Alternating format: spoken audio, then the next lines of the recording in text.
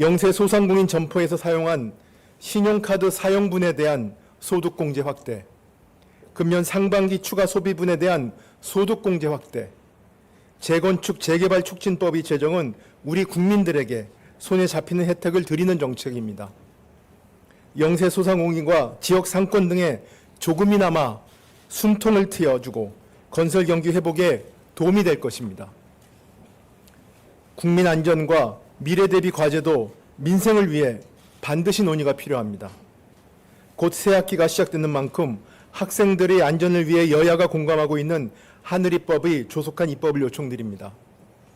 국민들의 노후 삶과 직결된 연금 개혁은 하루빨리 합의점을 찾아 국민들께 설명드릴 수 있기를 기대합니다. 대한민국 국민은 위기 극복의 강력한 DNA를 가지고 있습니다. 한강의 기적을 이룬 산업화, 금모으기 운동을 통한 IMF 위기 극복 등 대한민국은 위기를 기회로 만들어 도약해 왔습니다.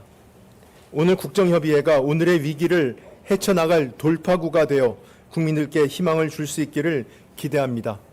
정부도 최선을 다하겠습니다. 감사합니다. 네. 다음은 일당의 이재명 대표님 먼저. 집권당부터 하십시오. 그렇게 하기로 정했는데. 그럼 먼저 하십시오. 자, 그럼 권영세 대표. 먼저 하세요. 우리가 양보를 받아야 될 건 이런 게 아닌데 어쨌든 다른 것도 예. 어쨌든 제가 받도록 하겠습니다. 예, 반갑습니다. 국민의힘 비상대책위원장 권영세입니다. 오늘 여야정이 한자리에 모였습니다. 늦었지만 다행스럽게 생각합니다. 현재 우리 국민들이 가장 많이 걱정하시는 분야는 다름 아닌 정치 분야입니다. 이 국민들이 먹고 사는 문제를 정치가 해결해 달라는 게 가장 큰 요구입니다. 저는 작년 말 비대위원장직을 수락하며 우리 국회에서 정치가 실종됐다, 정치를 복원해야 한다고 강조한 바가 있습니다. 또한 여야정 협의체를 신속히 가동해서 어려운 민생을 챙기고자 제안했습니다. 이후 한 달 반이 넘은 오늘 이 머리를 맞대는 자리가 이렇게 마련됐습니다. 늦은 만큼 우리가 속도를 내야 할 것으로 생각합니다. 오직 국민만을 바라보며 시급한 민생 현안을 신속히 논의해야 합니다. 우리 정치에서 가장 중요한 부분은 협치입니다. 쉽지 않겠지만 서로 최선을 다해 대화하고 협의할 필요가 있습니다. 이것이 소위 정치를 하는 사람들이 국민들에 대한 도리입니다. 아울러 국회가 삼권분립 원칙을 지키는 노력도 경주해야 합니다. 예산 편성 권한은 헌법상 엄연히 정부에 있는데도 국회가 일방적으로 감액만 하여 처리한 것은 분명히 잘못됐습니다. 이는 우리 정치의 대화와 타협이 사라졌기 때문입니다. 국회를 지켜보고 계신 우리 국민들께서 견제와 균형이 아니라 간섭이 아니냐고 우려하시는 것도 이 때문입니다. 다시는 이런 얘기가 나오지 않도록 해야 합니다. 더 이상 나쁜 선례를 남기는 일은 없어야 합니다. 국회가 먼저 당리당략을 뛰어넘는 국익과 국민을 위한 정치를 해야 합니다.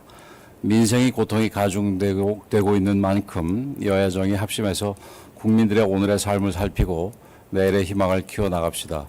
오늘 국민을 위한 정치를 보여드리는 출발점이 되었으면 합니다. 단순히 무의미한 추상적 합의 도출을 위한 회의가 아니라 향후 실무회담 방향을 제시하는 실질적 회담이 되기를 기대합니다. 여당인 국민의힘도 열린 자세로 임하겠습니다. 그리고 저는 우리 이재명 대표께서 일국체제로 제일 실세인 줄 알았는데 이 정책과 관련해서 보니까 우리 진성준 정책위 의장님이 가장 실세이신 것 같더라고요. 예, 우리 진성준 의장님 특별히 잘 부탁드립니다. 자, 다음 이재명 대표. 네. 네, 반갑습니다. 우리 최상목 대행님 너무 고생이 많으실 것 같습니다. 그리고 우리 비대위원장님도 자주 뵈면 좋겠는데 오늘 이렇게 만나 뵙게 돼서 너무 반갑습니다. 우리 의장님 이 자리 만드시느라고 정말 너무 고생하셨어요. 네, 저희도 최대한 협력하도록 하겠습니다. 모두가 체감하는 것처럼 정말 계속되는 경기 침체 도중에 또 내란 사태까지 겹치면서 우리 국민들의 일상적 삶이 참으로 많이 무너진 것 같습니다.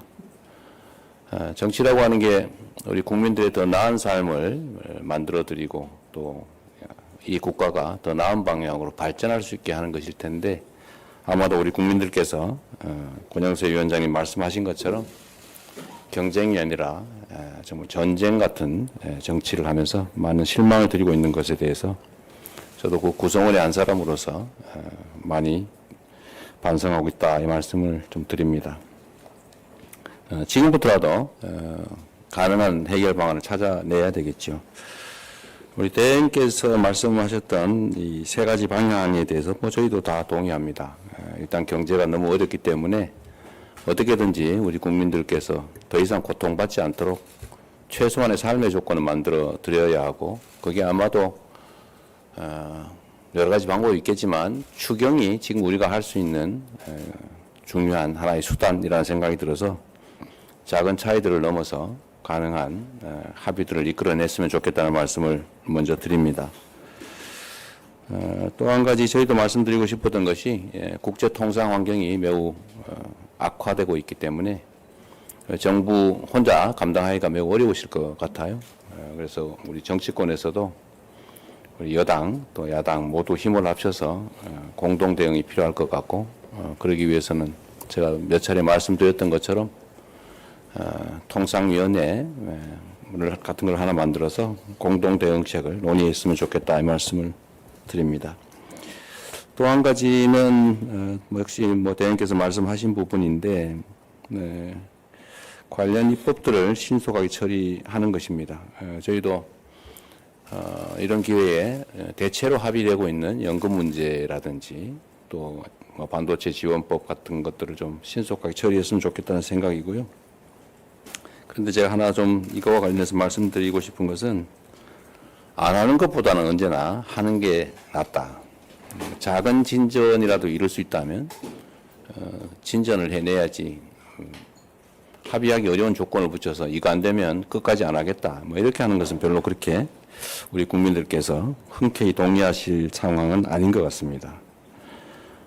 우리 최상목 대행께서 반도체 특별법 관련해서 근로시간 특례 문제가 해결이 안 되면 안 하는 게 낫지 않냐, 뭐 이거 없으면 의미가 없다 이런 취지의 말씀을 하시는데 그건 좀 저희가 동의하기가 어렵습니다. 제가 전에 토론회를 주재하면서 쌍방의 얘기를 들어봤고 그 후에 관련 노동단체 그리고 반도체 관련 업체들 얘기도 들어봤는데 그 토론회 자리에서 합의된 것들은 총 노동 시간을 늘리지 않는다. 시간을 변형함에 따른 수당은 예외 없이 다 지급한다. 이 점에 대해서 동의하느냐 약간의 논란이 있었지만 그 점을 서로 동의한다고 확인을 했습니다.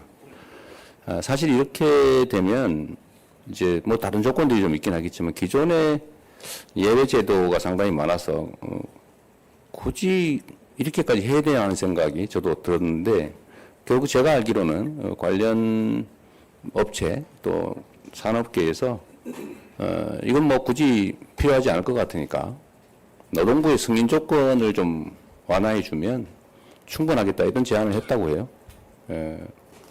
그럼 정부의 일부에서도 그 얘기를 비공식적으로 전달했다는 얘기를 제가 전에 들었는데 노동계의 반발로 서로 오해 때문에 계속 이게 문제가 된다면 할 수 있는 지원 정책은 그것 때문에 안 할 이유는 없죠.